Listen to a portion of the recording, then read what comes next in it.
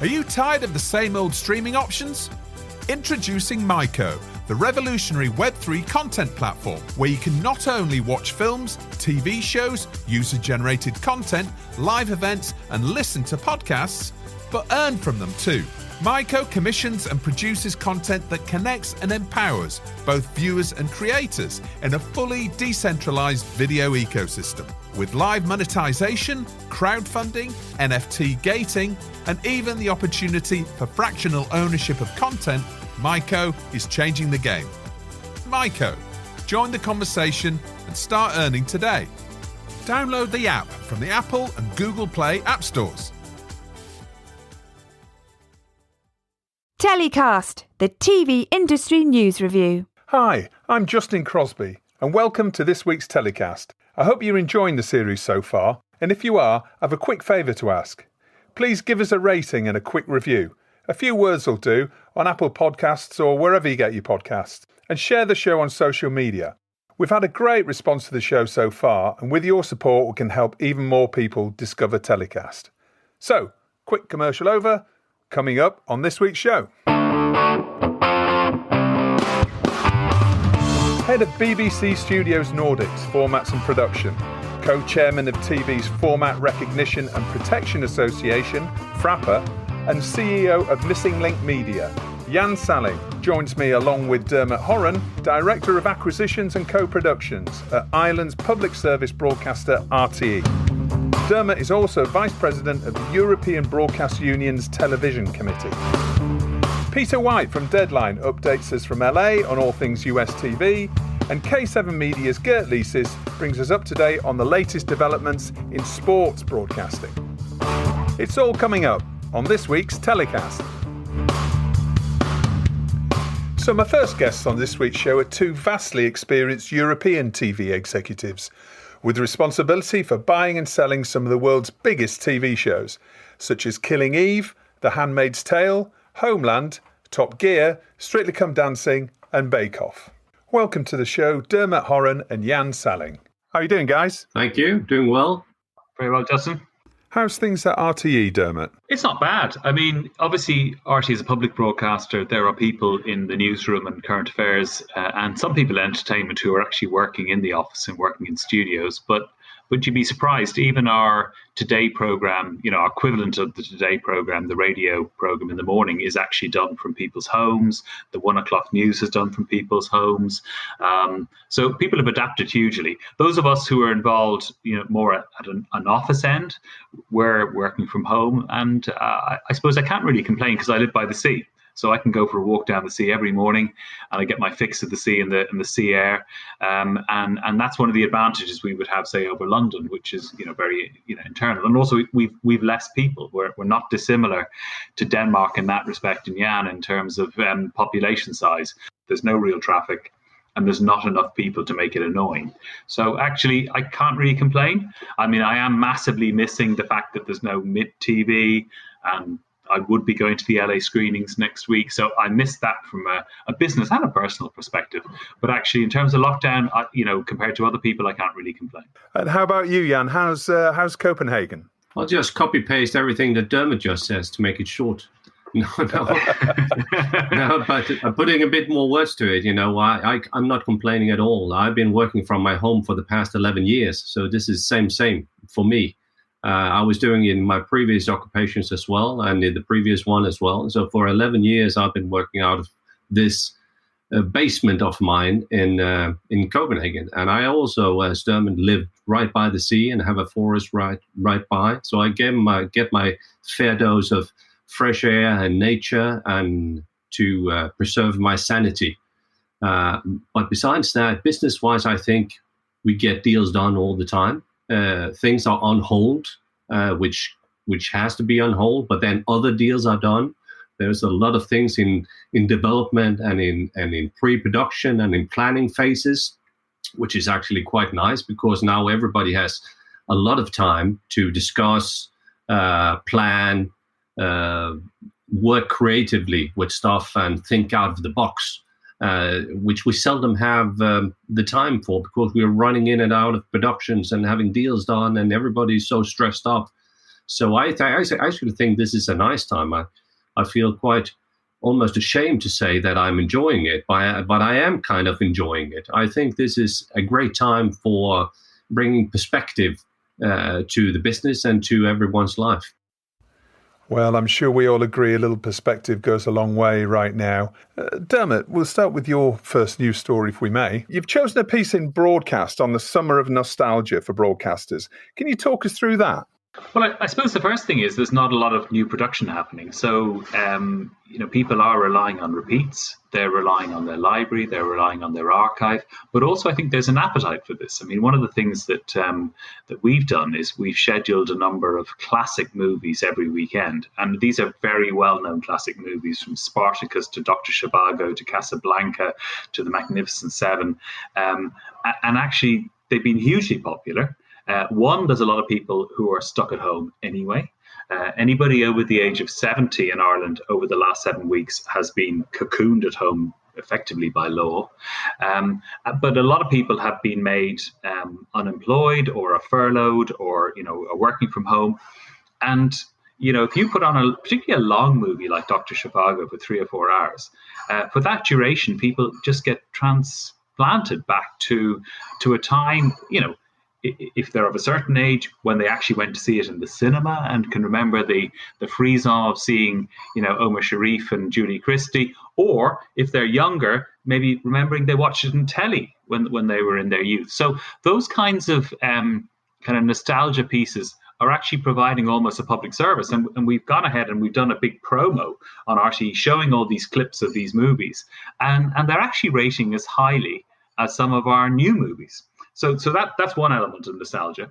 And I suppose the other element then is, one of the things I've been doing is under our terms of trade in Ireland, RTE gets access to Irish content that we commission for about 5 years, a certain number of runs over 5 years.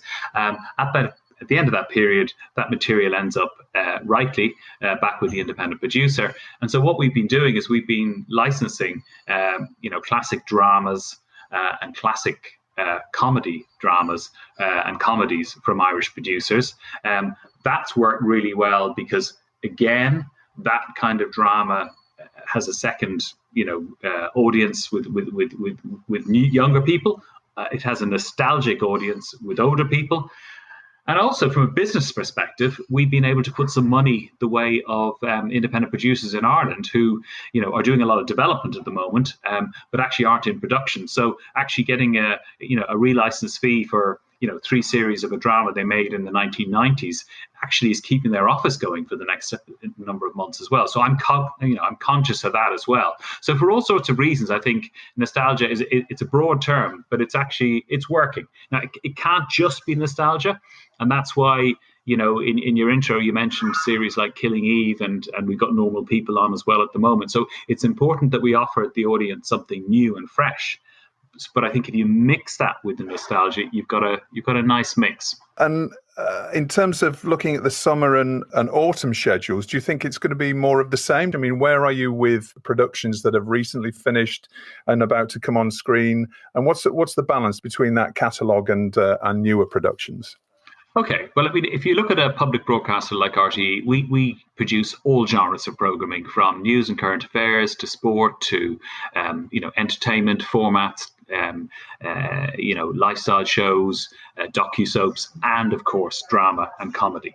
Now, if you look at the autumn, and if in fact the return to work happens the way the government is saying they would like it to happen, and it's all subject to there not being a further explosion of COVID-19 cases, but if we go in that right direction, I think you will find, in terms of quite a lot of entertainment shows, factual shows, docu-soaps, and obviously news and current affairs will continue, that they will actually be on air. I think the area that will be last to be on air will be drama. The first one for us to get on air will be Fair City, which is our 4 times a week primetime soap opera, which is a bit like Coronation Street meets EastEnders. So that's one where I think we're looking at the likes of Neighbours in Australia, which has gone back into production. We're looking at NRK in Norway, where they've gone back into production with a couple of dramas. So we're trying to learn from our colleagues as to what are the kind of social distancing rules, how many nurses do you need on site, do you cocoon people or quarantine people before you go back into production. But I think definitely, Justin, where there will be a gap will be in those more high-end dramas. So we're running Killing Eve at the moment. We need to run it. It's fresh, and we need to run it ahead of the BBC because people in Ireland can receive the BBC. But a show like that, the next season of that, I can see being delayed because it's just so ambitious. Where they film it in the streets of Paris, Milan, New York. I mean, you're just not going to be able to do that kind of show anytime soon. So from an autumn perspective, yeah, I'm conscious that I need to hold back a couple of my key acquired series for the autumn. We also have held back a couple of our own RTE dramas for the autumn, and I've heard BBC and ITV doing exactly the same thing. So Fair City is really your focus when it comes to getting that back into a rapid production, but a safe and isolated production going forward. Oh, absolutely. I mean, Fair City is our equivalent of EastEnders. So those kind of primetime soaps, they're the backbone of the schedule. It goes out 4 times a week, and so mmany other programmes work off the inheritance from Fair City. It also employs more actors than the National Theatre. I mean, there's a kind of a public service in actually getting that back into production, and also soap operas, which are contemporary, popular dramas, actually reflect the mood of the day. So actually, in scripted form, you can actually reflect what's going on. And we've heard that the BBC have been talking about including COVID-19 stories into EastEnders when it returns as well. And which a drama like Killing Eve is something to have a long shelf life. So that won't cover something like that. But a primetime soap opera is very different. So it actually is very important to the schedule, and that would be our number one. But that being said, we've a drama we're shooting in the west of Ireland, and we're 5 weeks into a 12-week shoot called Smother with Dermot Horan, the female skewing drama, and that is one we want to get back into production because we're already committed. We've spent all the money on the pre-production and half the production, so that's a key one to get back into production as well. No, of course. Well, all the best with that, and hopefully that will be happening sooner rather than later as we all move out of this current lockdown scenario. Jan, moving on to your first story, you've highlighted a story from Variety where MIPCOM organisers are waiting until September to make a decision on whether or not the October event will happen. How likely do you think it is to go ahead? I think it is, from a personal point of view, I think it's very unlikely that MIPCOM will happen, which I think a disaster for all of us. And as Dermot said, both on a professional note and on a personal note, I would say that we need these big unifying markets where we can all have our portions of FaceTime.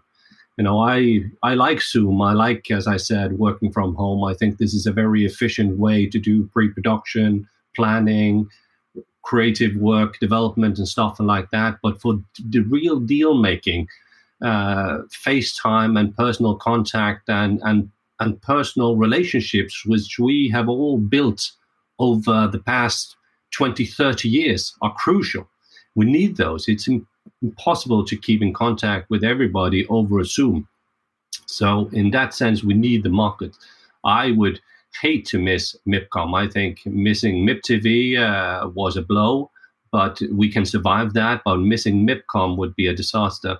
So I have it in my prayers every evening that we will have a MIPCOM. But unfortunately, I doubt that it will happen because logically, with Cannes Lion also in October cancelling, and logically with France hit in the way it's been hit, and the airlines hit the way they've been hit, and they're lying down with broken backs and wings. Norwegian are struggling with bankruptcy almost. SAS here in the Nordics have fired 1/3 of their workforce, 4,500 people, and are cancelling a lot of their airlines. And with France as one of the worst hit territories, can we really see 13,000 people from all over the world gathering together in Cannes already in mid-October, so close to where we are now? Isn't that a bit too close, logically? So logically, I would say no, it's not going to happen. But I hate it. Yeah, and so if it doesn't happen, you mentioned you've been actually working from home for a long portion of your career, no doubt helped by Denmark's superfast broadband, which is hopefully something that the rest of Europe can catch up with, certainly in the UK. That might be something that we'll be looking at a little bit more going forward. But if it doesn't happen, and as obviously lots of these major events haven't over the last few months, we're obviously being forced to change our behaviour in the way that we're doing business. As you said earlier, we are still doing deals, and the business is moving forward into this new normal. Do you think there could be some positives to come out of it in the long term when we finally move out of certainly this immediate phase? Do you think we can look forward to positive new practices in terms of our regular working life within the TV industry? I'm 100% sure we will find positive things. And already now, I think we see positive things coming out of it. If we, for just 1 second, disregard all the tragical figures of how many died and how many are unemployed and all of those personal, directly or indirectly related cases, and just focus on our little niche, the TV industry, I'm dead sure that there will be a lot of positive things coming out of it. I think we will crack new ideas. It's good for creativity to think out of the box. And actually, on a personal note, I have been wanting for years and years and years to revolutionize the format industry. And I remember one time over a glass of rosé between you and me in Cannes, Justin, I said, I'd love to revolutionize the format industry and, perhaps do something out of the box, take away the option fees and go, and disregard that, or do business in a different way. And kind of this tragic COVID-19 thing has forced us to think out of the box now and do business in a new way. And COVID-19 has kind of revolutionized our industry, because now it's no longer just a little Nordic Danish guy, Jan Salling, saying he wants to revolutionize the format industry. It's the industry realizing that it needs to reinvent itself, because this is not going to go away. We might be released again to some extent, but this has changed the lives of us as personal individuals, our families, and our industry forever. Things will never be the same again. So looking at the format industry in particular, what were the barriers that were frustrating, last year and in the times running up to perhaps last Christmas? What are the practical things that you can see fast-tracking us back to some sort of semblance of normality? I think that could be a million things, but the ones that springs to mind first is that we, the TV executives, the format veterans who have been traveling the world and doing this for an extensive part of our life, we have experienced over the past 5-10 years, the lack of creative thinking, or at least that is what we've all said when we went back on the plane to our hometowns. We said, well, nothing was new in Cannes. We were waiting for the next big format to come out, and it didn't really come. We haven't seen a really new hot format since The Voice was released. And then you had the Israelis with small bubbles, but they never really kicked off. And then you had last year The Masked Singer, which sort of sparked some new creative thinking and hope for the creative industry that it was actually possible to think outside the box and somebody would be willing to take chances on new, bold ideas. So I think this situation that we're in now will force us to think creatively, and we will see new creative ideas come out of it. I can't see us just doing entertainment and escapism.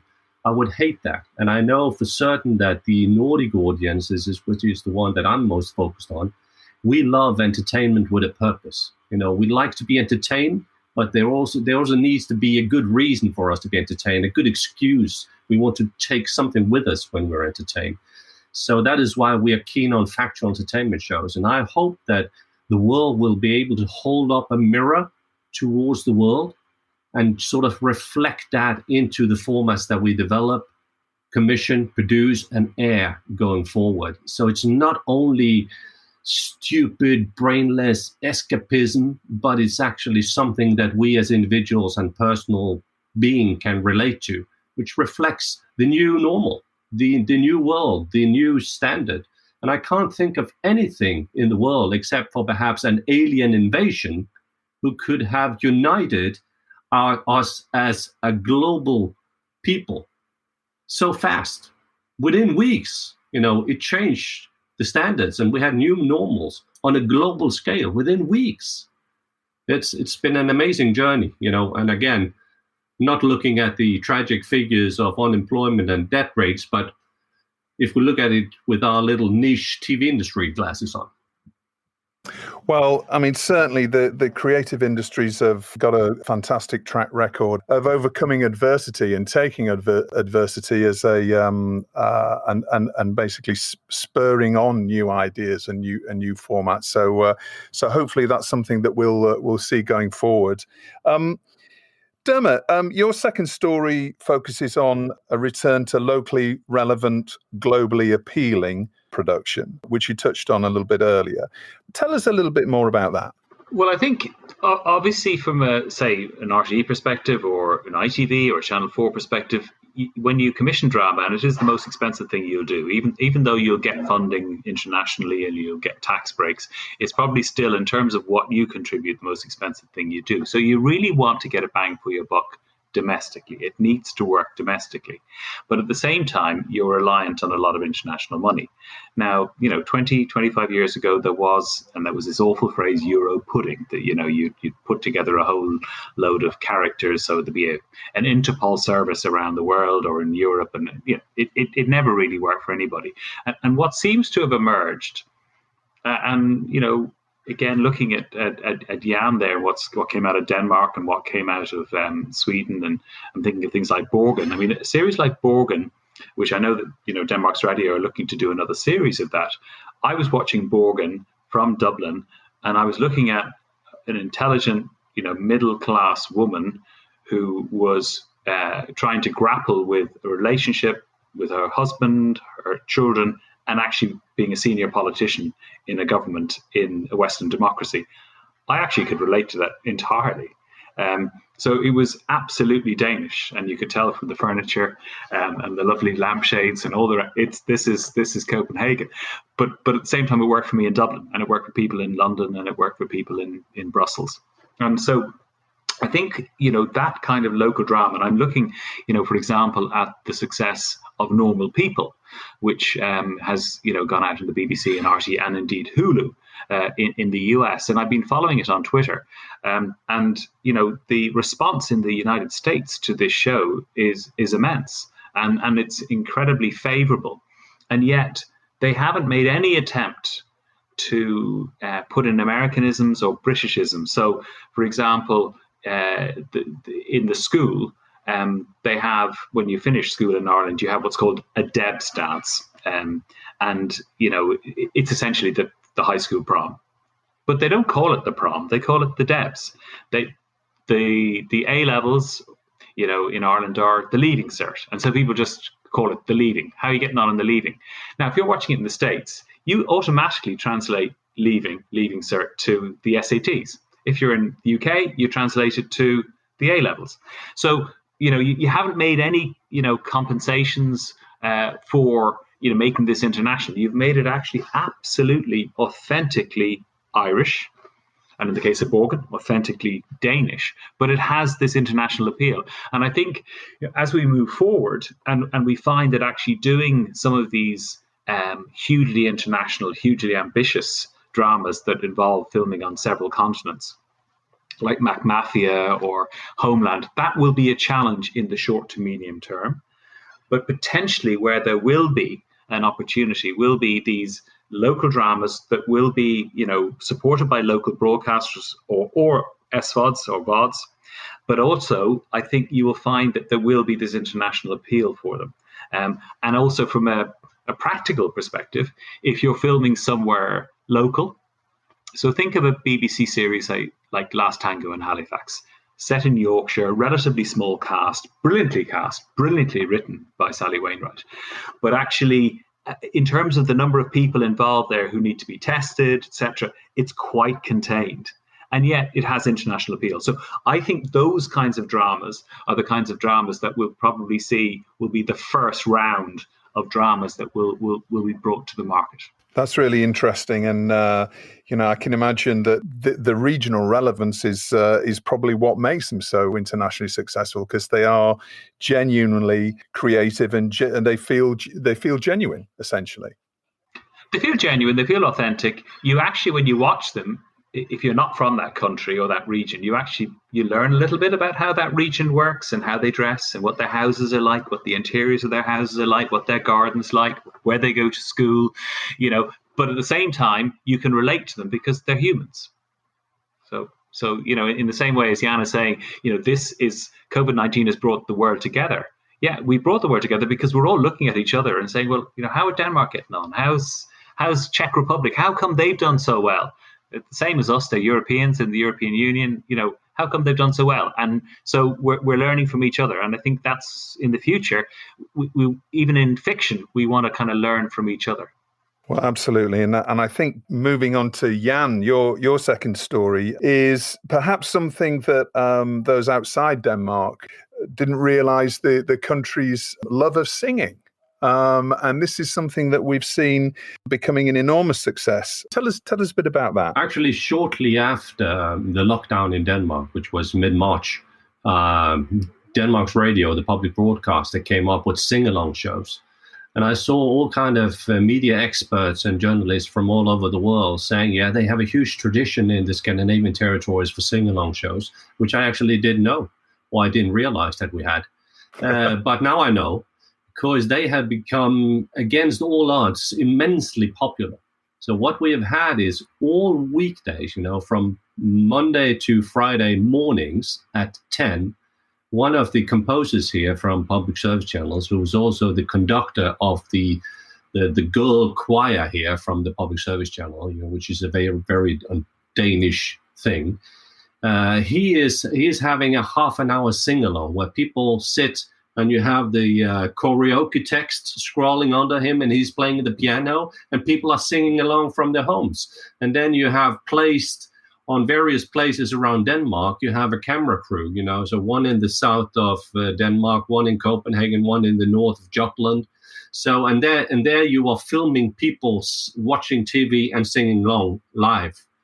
The quality of that is terrible, it is out of sync, it is badly lit, so the links from all over Denmark is terribly produced, so it's not even local TV quality, it's worse than that, but people love it because we are together and we're doing something together.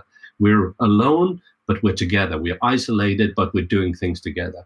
It doesn't matter, right? Because it is going back to what we were talking about earlier on. It's authentic and it's genuine, and that's what people are feeling, and that's people wanting to feel like they're coming together. Yeah, and that spin, just after they realized that they had a hit show, that people, 55, 60, 70% share on that shows, the morning shows, which is outrage. But they had a spin-off Friday night at 8, super prime time, for 1 hour, where you are in better quality, having real TV links to celebrities singing from their own homes songs which the audience has wished for. So I would like, I would like to hear their song for this and this reason. So you film nurses saying, we're struggling to help, fight COVID-19, and we have a wish for this song to sing. Link to celebrity home, good link, good audio, good lighting, and then you have a host tying it all together who sits in an armchair in an editing room at DR, all alone, except for the cameraman, probably. And that has become huge success. All Friday nights at 8, everybody in Denmark is watching that show. Everybody. I mean, I read that there's a huge percentage of the population are tuning in. I think maybe from one of the earlier shows is 1/5 of the population. Maybe it's more than that now, right? Much more. It's a 70% share. Wow. Well, it's fascinating to see how a lot of broadcasters are reflecting what the nation's cultures are all around the world. So, that's something that we'll be looking at, I'm sure, as we go forward in future shows. So thanks for that, Jan. So now it's time for Hero of the Week. Dermot, we'll go with you first. Who's been your Hero of the Week? Well, I have a bit of a vested interest in this one because we're showing the show, but it would be the director of Normal People, Lenny Abramson, a Dublin man, and went to the same university that appears in the show, Trinity College.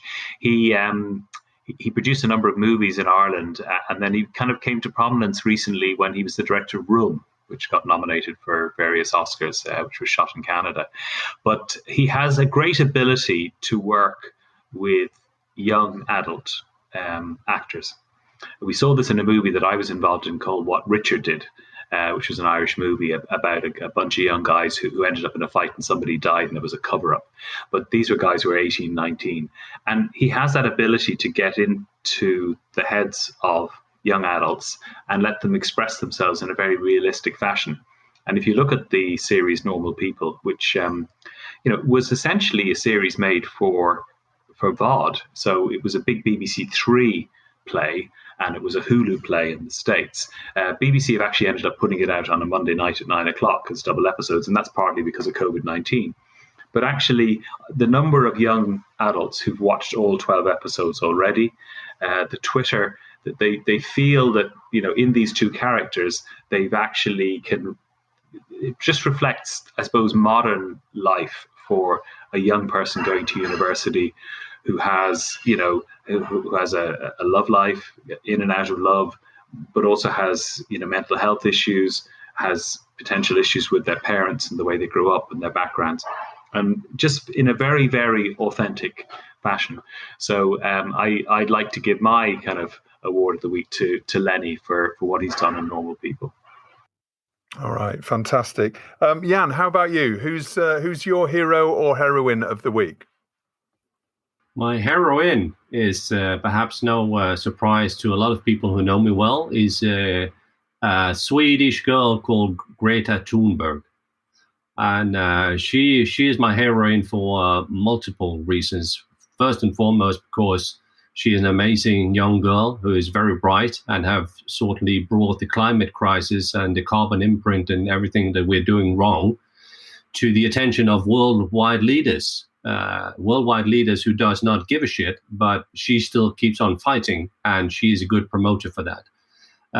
The reason that I want to nominate her this week as my heroine is that she just had $100,000 from Human Act in Denmark as a award for her climate work, which she instantly nominated and gave away to the work for COVID-19 and in particular to help children in need globally.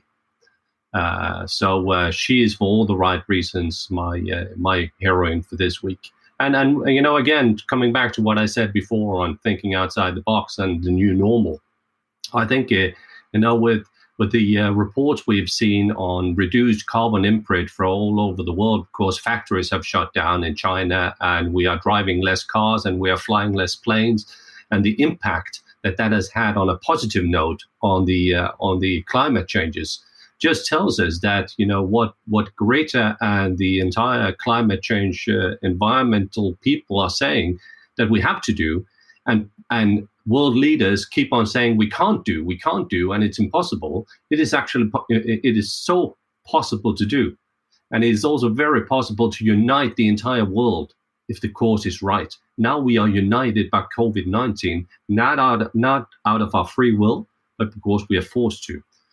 But we are changing, and we are changing behavior. So I hope that her fight, once we are out of COVID-19, will trigger a new wave of climate change enthusiasm.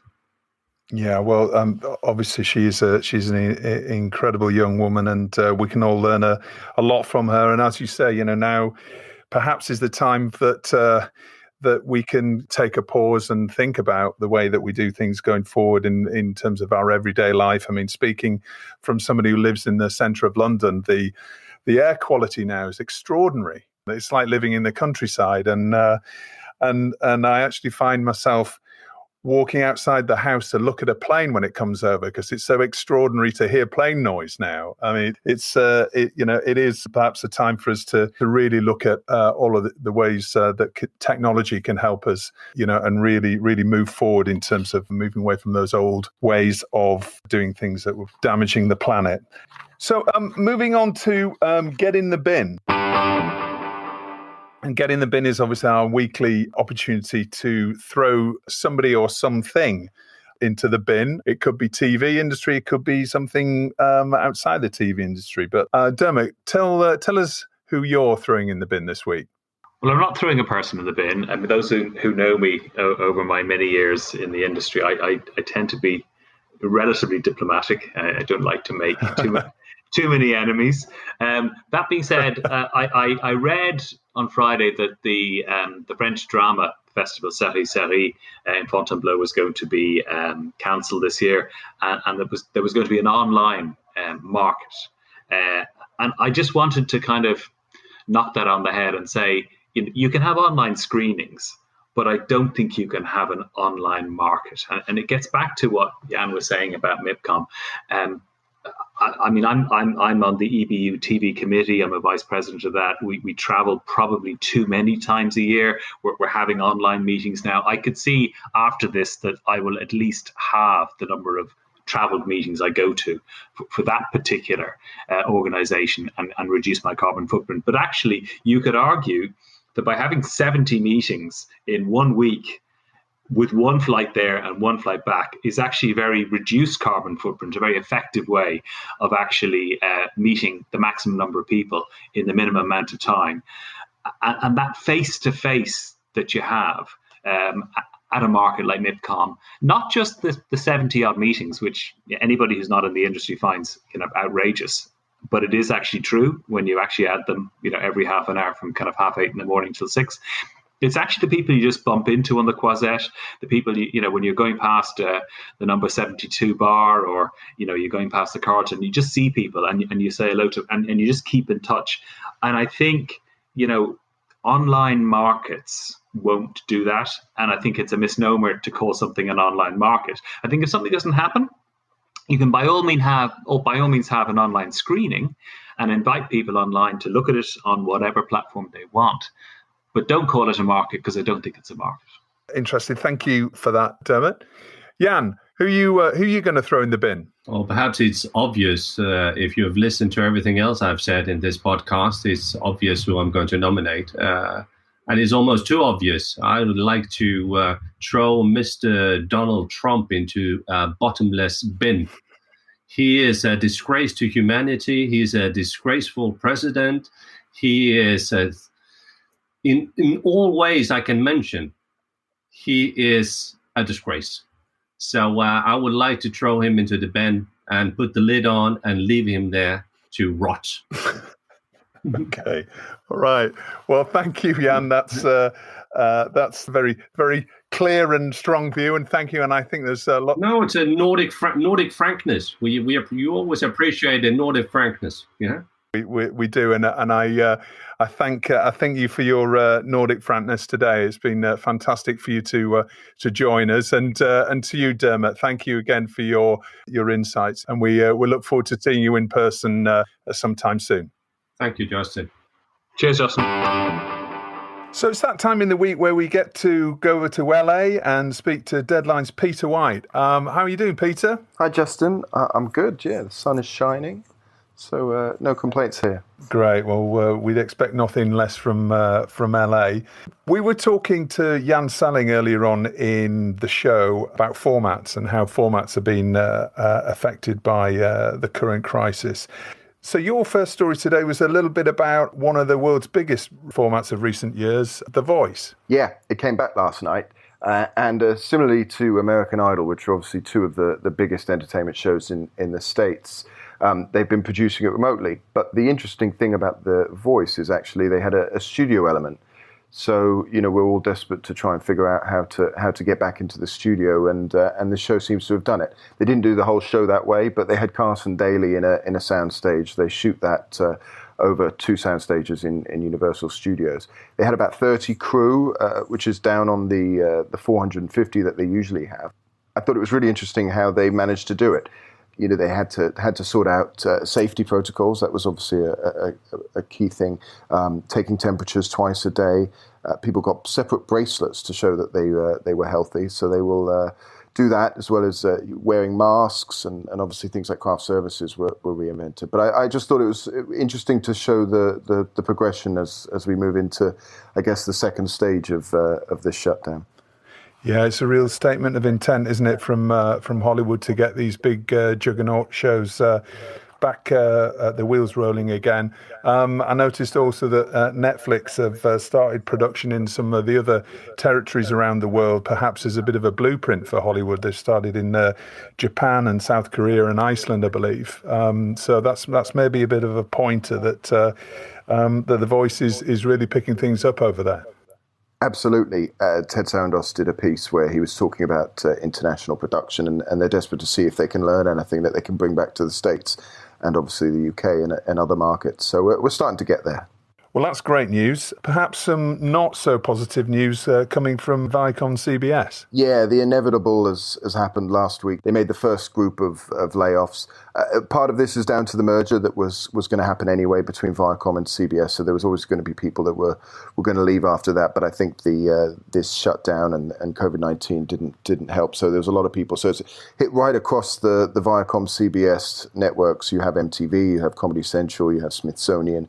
We're expecting CBS and Showtime to come maybe this week or next. So some big people that people would be pitching to, whether that's Tom Hayden, who was the president of Smithsonian, Sarah Babineau, who was the head of Comedy Central's content team, as well as a whole bunch of C-suiters or SVPs have gone, which, as I say, is inevitable, but probably pretty bad timing on a personal level for a lot of those.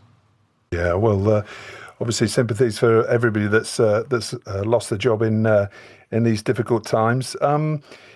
Another story I saw that Deadline broke was an extraordinary one this week about Tom Cruise going somewhere where perhaps COVID-19 isn't, to make a new movie.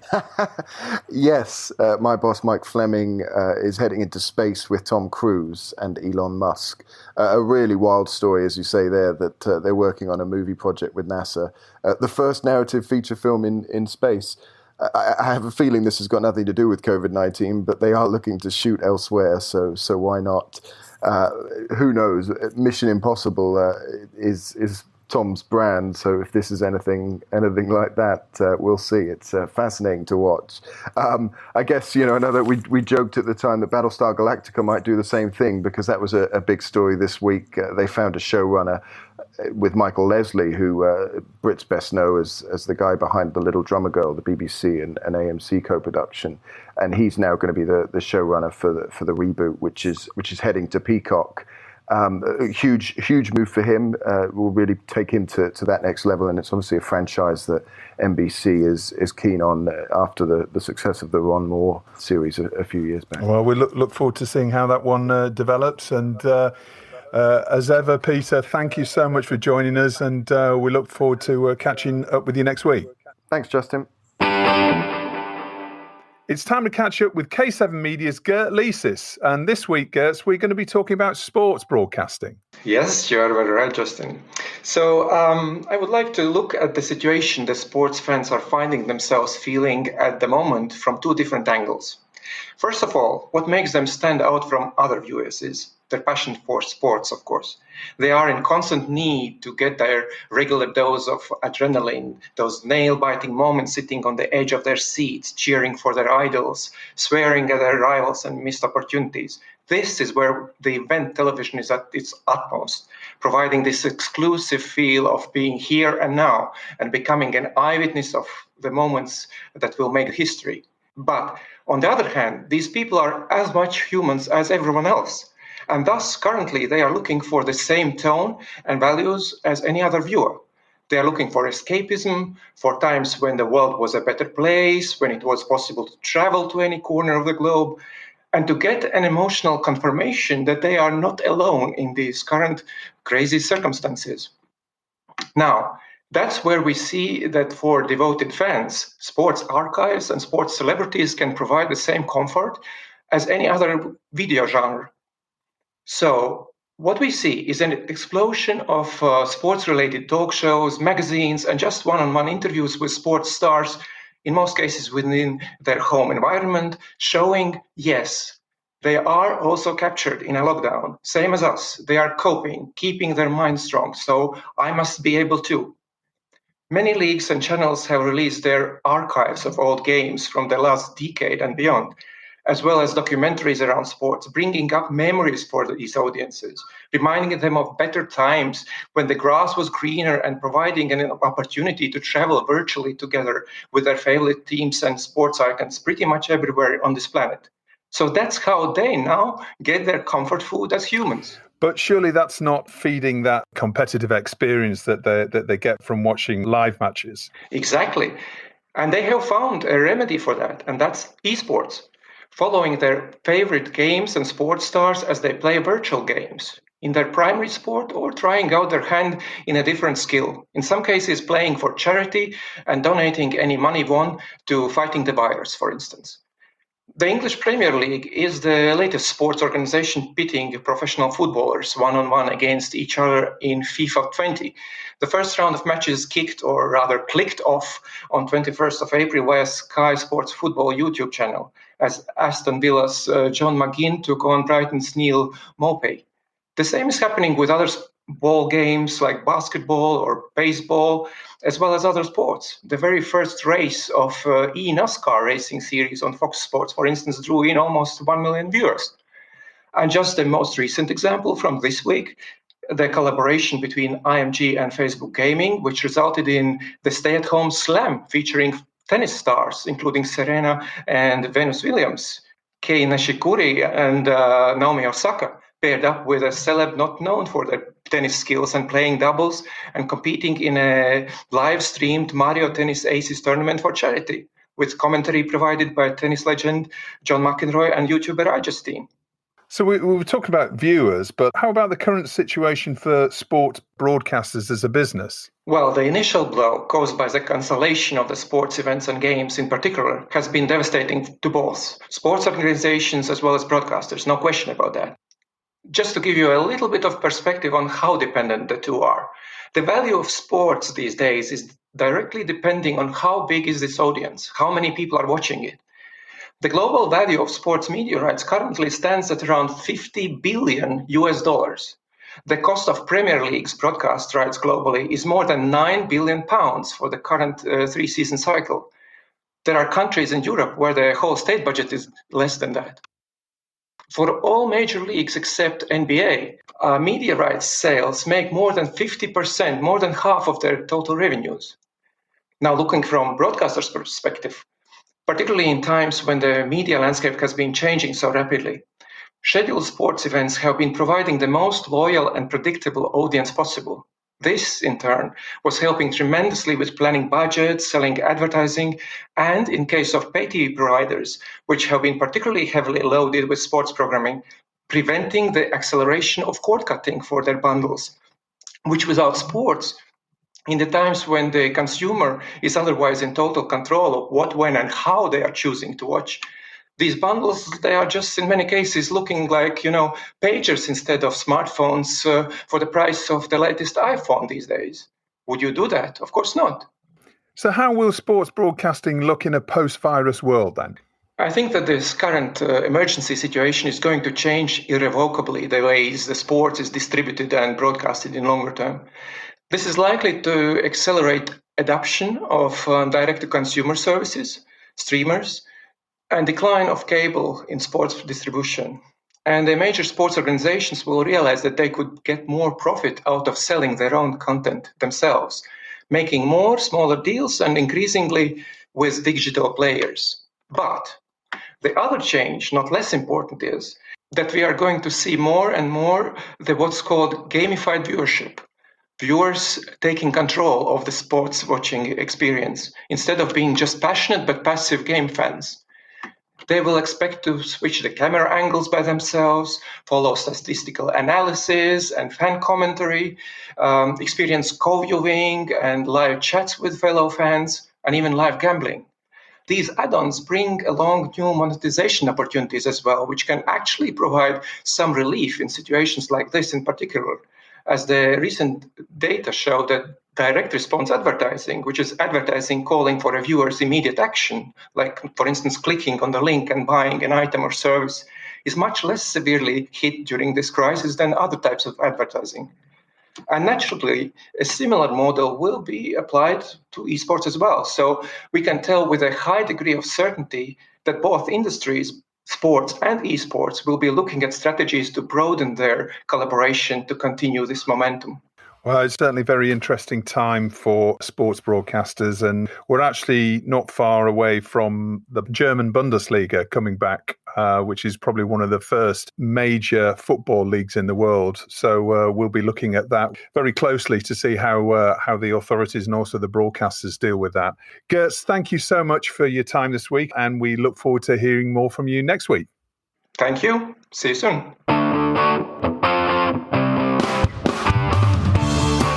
Well, that just about brings us to the end of this week's show. As ever, I hope you enjoyed it. Don't forget to subscribe, rate and review TellyCast in Apple Podcasts. If you're interested in sponsoring the show, email me at info@telecast-podcast.com. That's info@telecast-podcast.com. See you next week and stay safe.